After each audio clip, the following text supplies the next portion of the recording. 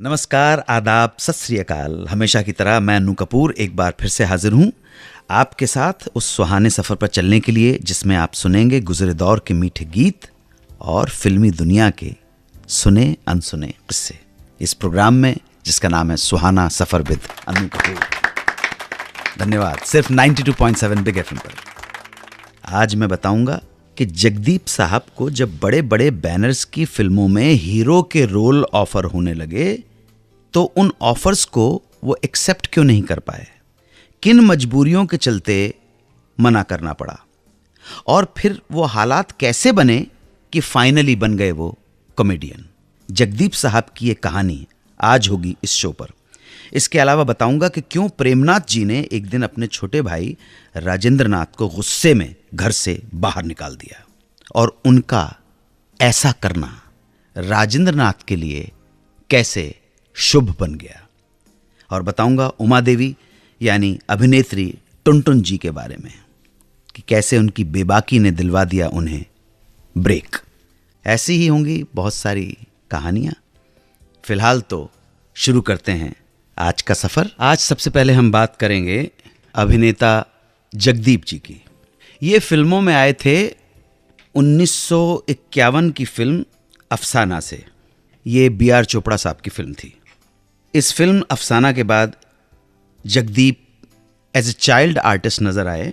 काले बादल, भोला शंकर, आसमान, आर पार, आराम, ढाके की मलमल, 2 बीघा ज़मीन, अब दिल्ली दूर नहीं। तकरीबन एज ए चाइल्ड आर्टिस्ट उन्होंने तकरीबन 20-21 फिल्मों में काम किया। 1957 में बनी फिल्म भाभी, इस फिल्म से वो पहली बार हीरो बने, जिसमें उनके अपोजिट थी नंदा।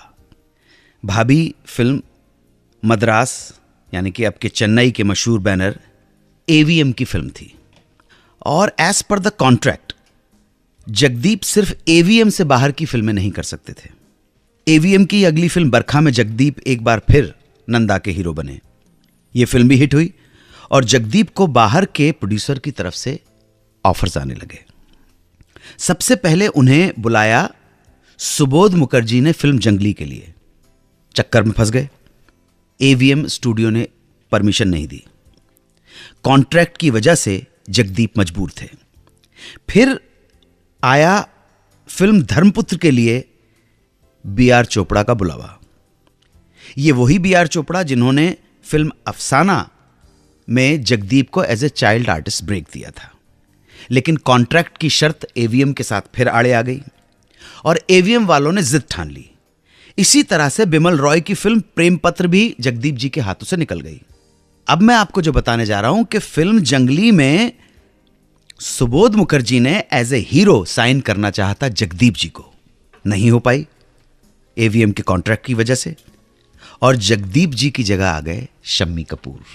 और प्रेम पत्र में जगदीप जी को रिप्लेस किया शशि कपूर ने। इन हालातों के तहत जगदीप जी का फ्रस्ट्रेटेड हो जाना बड़ा लाजिम बात थी। और यही वजह थी कि जब AVM ने जगदीप से अपने जो परमानेंट उनके जो लिरिसिस्ट थे, गीतकार राजेंद्र कृष्ण के भाई हरगोविंद जी की फिल्म करने को कहा जिसका नाम था शादी, तो जगदीप ने साफ इनकार कर दिया। बाद में वो रोल मनोज कुमार जी ने किया। जगदीप जी के रिफ्यूजल का इतना असर जरूर हुआ कि AVM ने उनका कॉन्ट्रैक्ट रिन्यू नहीं किया और कैंसिल कर दिया। कॉन्ट्रैक्ट से आजाद होकर जगदीप एज हीरो पुनर्मिलन, राजा और नूर महल जैसी कुछ फिल्मों में नजर आए। लेकिन आयरनी, ट्रेजेडी, इन फिल्मों में से कोई भी फिल्म नहीं चल पाई और आखिर में 1968 में बनी फिल्म ब्रह्मचारी से वो कॉमेडियन बन गए और सारी जिंदगी उनकी इमेज कॉमेडियन की रही और कभी भी किसी ने उन्हें हीरो का चांस नहीं दिया है। यही है फिल्म इंडस्ट्री दोस्तों। यहां बहुत से कॉमेडियन दिखने वाले दरअसल सशक्त अभिनेता हैं, हीरो हैं, और बहुत से हीरो दिखने वाले कॉमेडियन हैं, जोकर्स हैं। प्रेमनाथ जी ने एक दिन अपने छोटे भाई राजेंद्र नाथ को गुस्से में घर से बाहर निकाल दिया। भाई के द्वारा ये घर से दरबदर करना राजेंद्र नाथ के लिए बड़ा ऑस्पिशियस रहा, शुभ रहा। कैसे, ये जानने के लिए सुनते रहिए सुहाना सफर विद अनु कपूर सिर्फ 92.7 बिग एफएम पर। सुनते रहिए रेडियो का number 1 show Suhana Safar with Anu Kapoor, सिर्फ 92.7 बिग एफएम पर। मशहूर हास्य कलाकार राजेंद्र नाथ मल्होत्रा यानी फिल्मों से एक नाम पाने वाले पोपटलाल यानी कि राजेंद्र नाथ जी, मध्य प्रदेश में एक जगह है रीवा, यहाँ से स्कूलिंग हुई। देश के एक बड़े नेता अर्जुन सिंह, स्वर्गीय अर्जुन सिंह, उनके साथ पढ़ते थे, गहरी दोस्ती भी थी। बहरहाल पढ़ाई पूरी करने के बाद राजेंद्र नाथ मुंबई चले आए अपने बड़े भाई स्टार एक्टर प्रेमनाथ के पास। मुंबई में राजेंद्र नाथ पृथ्वी थिएटर के नाटकों में हिस्सा लेने लगे और जब कभी मौका मिलता तो फिल्मों में छोटे मोटे रोल भी कर लेते थे। कहने का मतलब ये कि जिंदगी ठीक ठाक गुजर रही थी, क्योंकि आगे बढ़ने की कोई इच्छा मन में नहीं थी, कोई एम्बिशन नहीं थी। लेकिन प्रेमनाथ को छोटे भाई की बेफिक्री और करियर की तरफ से लापरवाही बिल्कुल पसंद नहीं आती थी। बहुत समझाया कि सीरियस हो जाओ भाई, जिंदगी इतनी आसान नहीं है। लेकिन राजेंद्र नाथ निकले चिकने घड़े हैं, हाँ करते और भूल जाते। एक दिन जब दोबारा प्रेमनाथ जी ने समझाने की कोशिश की, हर बड़ा भाई समझाता है, हर बाप समझाता है, हर माँ अपने बच्चों को समझाती है, और छोटे भाई का जवाब वही हाँ, तो प्रेमनाथ जी को इतना गुस्सा आ गया कि उन्होंने कह दिया छोटे भाई को, गेट आउट, निकल जाओ घर से। अब बोल तो दिया गुस्से में आके कि निकल जाओ घर से, लेकिन फिर ख्याल में आया यार ये क्या कर दिया, अपने छोटे भाई को गुस्से में आके घर से निकाल दिया। नहीं, कुछ भी हो भाई है अपना। तो उन्होंने अपना एक जो फ्लैट खाली पड़ा था वो ही छोटे भाई को दे दिया, लेकिन इस इंस्ट्रक्शन के साथ कि खर्चा तुम्हें खुद उठाना पड़ेगा। अब जब जिम्मेदारी आई, झटका लगा, महसूस हुआ कि जीवन इतना आसान नहीं, और कुछ ही दिनों में जैसे कहते हैं ब्रह्म ज्ञान की प्राप्ति हुई, और बेफिक्री, मौज मस्ती, लापरवाही, कैजुअल रहना, नॉन सीरियस होना, ये तमाम जो बातें थी वो काफूर होकर हवा में उड़ गई। प्रेमनाथ जी के उस मकान में राजेंद्र नाथ के साथ उनके दोस्त यश जौहर भी आकर रहने लगे थे। ये यश जौहर करण जौहर के पिता हैं, और एक ही धुन सवार थी कि दोनों को बड़ा आदमी बनना है। अब उन्होंने स्टूडियोज के चक्कर काटने शुरू कर दिए, अपने काम को, अपनी जिंदगी को, अपने करियर को सीरियस लेना शुरू कर दिया। तो छोटे मोटे रोल्स और मिलने लगे, और इस तरह से सीढ़ी दर सीढ़ी चढ़ने के बाद एक रोज राजेंद्र नाथ बन गए हिंदी सिनेमा के मशहूर कॉमिक एक्टर, स्टार। उधर उनके रूममेट यश जौहर भी आगे चलकर एक बहुत बड़े फिल्म निर्माता बने। वापस आकर बताऊंगा उमा देवी का किस्सा। उमा देवी यानी कि टुनटुन जी। जहन में जैसे उनकी तस्वीर आती है, यक बयक आप खिलखिला के हंस पड़ेंगे, मुस्कुरा देंगे। टुनटुन जी का किस्सा। आप सुनते रहिए सुहाना सफर विद अनु कपूर, सिर्फ 92.7 बिग एफएम पर। सुनते रहिए रेडियो का number 1 show Suhana Safar with Anu Kapoor, सिर्फ 92.7 बिग एफएम पर। उमा देवी यानी अभिनेत्री, कॉमेडियन टुनटुन जी सिर्फ 2.5 बरस की थीं जब माँ बाप चले गए, गुजर गए। 8-9 साल बड़ा एक भाई था, हरी। हरी ने छोटी बहन उमा को भरपूर प्यार दिया, उसका पूरा ख्याल रखा। लेकिन अभी ट्रेजेडीज बाकी थीं। कुछ समय बाद ही बड़े भाई हरी की भी मृत्यु हो गई। अनाथ उमा को एक रिश्तेदार अपने घर ले आए, और इस घर में ये बच्ची उमा देवी उस रिश्तेदार की बन गई महज नौकरानी। गाने गुनगुनाने का बचपन से ही शौक था। रिश्तेदार के यहाँ नौकरानी का काम करते करते मन उचट गया, तो 14 साल की नन्ही सी उम्र में उमा भागकर पहुंच गई बंबई। एक सपना था फिल्मों में गाने का, हिम्मत थी। एक रोज हिम्मत करके AR कारदार के स्टूडियो में पहुंची और सीधे दंदनाती हुई घुस गई उनके कमरे में। उमा देवी ने कारदार का सिर्फ नाम सुना था, बाय फेस पहचानती नहीं थी। संयोग देखिए कि कारदार अपने कमरे में मौजूद थे। ये बच्ची उमा ने बेझिझक, बेलाग और बेबाकी से उन्हीं से पूछ लिया कि भैया मुझे कारदार जी से मिलना है, कहाँ मिलेंगे। अब चौंकने की बारी कारदार साहब की थी। छोटी सी बच्ची पूछ रही थी तो कारदार साहब चौंके, पूछा काम क्या है। उमा ने उसी बेबाकी से जवाब दे दिया, अरे भाई साहब फिल्म में गाना गाना है मुझे, और क्या काम है। कारदार जैसे फिल्मकार जिसके सामने खड़े होने में भी लोग झिझकते थे, 14 साल की लड़की की इस बेतकल्लुफी के आगे परास्त हो गए। उन्होंने नौशाद साहब के असिस्टेंट गुलाम मोहम्मद साहब को बुलाया और कहा, इस बच्ची का, इसका नाम उमा है, उमा देवी, ऑडिशन लो, टेस्ट लो। तो साहब गुलाम मोहम्मद साहब ने ढोलक संभाली और कहा गाओ। उमा देवी ने गाना शुरू किया। अचानक वो रुकी और उमा देवी ने गुलाम मोहम्मद को हुक्म दिया कि यार भैया ढोलक ठीक से बजाओ चाचा। अब गुलाम मोहम्मद साहब की भी गिग्गी बज गई। बहरहाल उमा देवी ने नूरजहां की एक फिल्म जीनत का गीत गाया, आंधियां गम की यूं चली। सोचा तो उन लोगों ने होगा कि टेस्ट लेकर इस बच्ची को टाल देंगे, लेकिन उमा देवी की सधी आवाज और उसकी गहराई सुनकर सब बहुत इंप्रेस हुए। और उसके बाद उमा देवी को कारदार स्टूडियो में नौकरी मिल गई। तनख्वाह थी 500 रुपीज पर मंथ। जी। और पहला गीत जो उन्होंने गाया वो था 1947 में बनी फिल्म दर्द का। गीत के बोल थे, अफसाना लिख रही हूँ। हमारे एक लिसनर ने मेरी गलती के बारे में बताया। अश्विनी करंदीकर उनका नाम है, बिजनेस मैनेजमेंट का MBA किया हुआ है उन्होंने, और मेरे साथ एक प्रोग्राम में भी एसोसिएट रही हुई हैं, म्यूज़िक की बहुत जानकारी रखती हैं, अश्विनी करंदीकर। उन्होंने कहा था कि आपने किसी प्रोग्राम में बोल दिया था कि ये सुरैया जी के ऊपर, ये गाना सुरैया जी के ऊपर पिक्चराइज है, मुनव्वर सुल्ताना के ऊपर पिक्चराइज है, अफसाना लिख रही हूँ मैं दिल बेकरार का। अश्विनी जी अगर आप सुन रही हों, अश्विनी करंदीकर, तो मैं अपनी गलती स्वीकार करता हूँ। उमा देवी उर्फ टुनटुन जी का गाया हुआ गीत अफसाना लिख रही हूँ दिल बेकरार का, फिल्म दर्द, पिक्चराइज्ड ऑन मुनव्वर सुल्ताना। अपने दौर के मशहूर चरित्र अभिनेता, कैरेक्टर आर्टिस्ट राधा किशन ने आखिर ऐसा कौन सा कदम उठा लिया जो उनकी जान ले बैठा। ये किस्सा सुनाऊंगा आपको थोड़ी देर में। आप सुनते रहें सुहाना सफर विद अन्नू कपूर, सिर्फ 92.7 बिग FM पर। सुनते रहिए रेडियो का number 1 show Suhana Safar with Annu Kapoor, सिर्फ 92.7 बिग FM पर। अब बात मशहूर चरित्र अभिनेता राधा किशन जी की, जिन्हें खास तरह की डायलॉग डिलीवरी के लिए याद किया जाता है।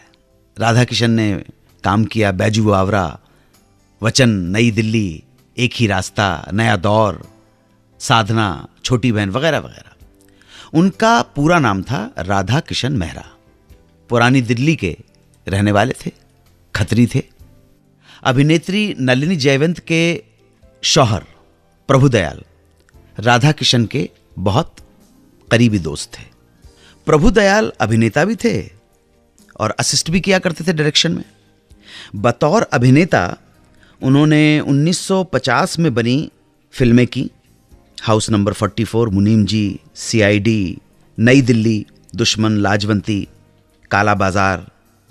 उसी दौर में बनी फरार और काला पानी में वो असिस्टेंट डायरेक्टर भी रहे। अब दोनों दोस्तों में पता नहीं क्या खिचड़ी पकी कि राधा किशन ने अभिनय से ब्रेक लेकर एक फैसला किया कि यार बहुत हो गया, आदमी हो जाता है सैचुरेशन पॉइंट कि एक्टिंग बहुत हो गई, now let's get into film production. Film production में जाने का फैसला कर लिया। निर्माता, story, screenplay, dialogue, writer सब खुद राधा किशन, और निर्देशक प्रभुदयाल जी असिस्ट तो किया करते थे। और साइन किया राजेंद्र कुमार को, नलिनी जयवंत का होना तो जरूरी था क्योंकि प्रभुदयाल जी की बीवी थी, नंदा को, और राधा किशन खुद। फिल्म का नाम रखा गया अमर रहे ये प्यार। निर्माता की भी पहली फिल्म और डायरेक्टर की भी पहली फिल्म, दोनों को एक्सपीरियंस नहीं। दुर्भाग्य यह हुआ कि राधा किशन की जिंदगी भर की जमा पूंजी फिल्म में लग गई। ऊपर से सर पर कर्जा और चढ़ गया। गिरते पड़ते किसी तरह से फिल्म पूरी की, लेकिन जब यह फिल्म रिलीज हुई 1961 में, अमर रहे ये प्यार, यह फिल्म पूरी तरह से बुरी तरह से फ्लॉप हो गई। बड़ी स्टार कास्ट और सी रामचंद्र का संगीत होने के बावजूद इस फिल्म ने बॉक्स ऑफिस पे पानी तक नहीं मांगा। Total disaster. इस डिजास्टर ने राधा किशन को इतने बड़े डिप्रेशन में भेज दिया कि वो इस नाकामी को, इस लॉस को बर्दाश्त नहीं कर पाए और उन्होंने बंबई के मशहूर पैडर रोड पर मौजूद अपनी ही बिल्डिंग की छत से कूदकर खुदकुशी कर ली। जनाब, लोग कहते हैं कि जॉय मुखर्जी की पहली फिल्म थी लव इन शिमला, मगर हम कहते हैं कि यह सच नहीं है। जॉय मुखर्जी ने इससे पहले भी एक फिल्म की थी जिसमें उस जमाने की एक भी अभिनेत्री, एक भी हीरोइन उनके साथ काम करने को राजी नहीं हुई थी। ये फिल्म कौन सी थी, क्यों हुआ, बताऊंगा वापस आकर। आप सुनते रहें सुहाना सफर विद अन्नू कपूर, सिर्फ 92.7 बिग एफएम पर। सुनते रहिए रेडियो का number 1 show Suhana Safar with Anu Kapoor, सिर्फ 92.7 बिग एफएम पर। आमतौर पर यह माना जाता है कि जॉय मुखर्जी की पहली फिल्म लव इन शिमला, लेकिन रियलिटी यह है कि Joy Mukherjee love in Shimla से पहले एक फिल्म साइड हीरो के तौर पर साइन कर चुके थे। Director R.K. नैयर ने जब उन्हें लव इन शिमला ऑफर की तो उस वक्त तक जॉय अपनी पहली फिल्म की शूटिंग शुरू कर चुके थे। यह अलग बात है कि उस फिल्म में कोई भी अभिनेत्री, हीरोइन जॉय मुखर्जी के साथ काम करने को तैयार नहीं थी।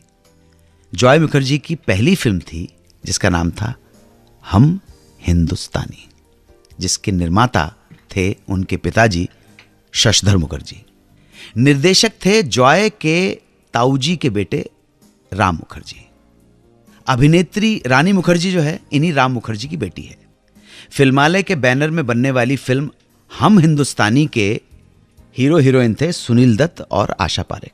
सुनील दत्त के छोटे भाई की भूमिका में निर्देशक राम मुखर्जी को एक नए चेहरे की तलाश थी। वो चेहरा, वो फेस घर में ही मिल गया जॉय मुखर्जी के रूप में। उन्होंने उस भूमिका में जॉय को लेने का फैसला कर डाला। जॉय मुखर्जी उन दिनों पढ़ रहे थे कॉलेज में, फिल्मों में इंटरेस्ट नहीं था, इसलिए इनकार कर दिया। राम मुखर्जी ने बहुत मनाया, तब कहीं जाकर इंसिस्ट करने पर वो तैयार हो गए। लेकिन अब एक नई प्रॉब्लम सामने आकर खड़ी हो गई। उस जमाने की कोई भी एस्टैब्लिश हीरोइन जॉय मुखर्जी के साथ काम करने को तैयार नहीं थी। राम मुखर्जी और शशधर मुखर्जी ने, जो बड़े बड़े नाम थे, बहुत सारी हीरोइन से बात की, लेकिन नए एक्टर जॉय का नाम सुनते ही सब बिदक जाती थी। आखिर में हीरोइन के रोल के लिए हेलन को लेना पड़ा, जो डांसर के रूप में एस्टैब्लिश तो थी, लेकिन हीरोइन के लिए भी कोशिश कर रही थी। फिल्म की शूटिंग शुरू हो चुकी थी। उसके कुछ समय बाद जॉय को यह फिल्म मिली लव इन शिमला।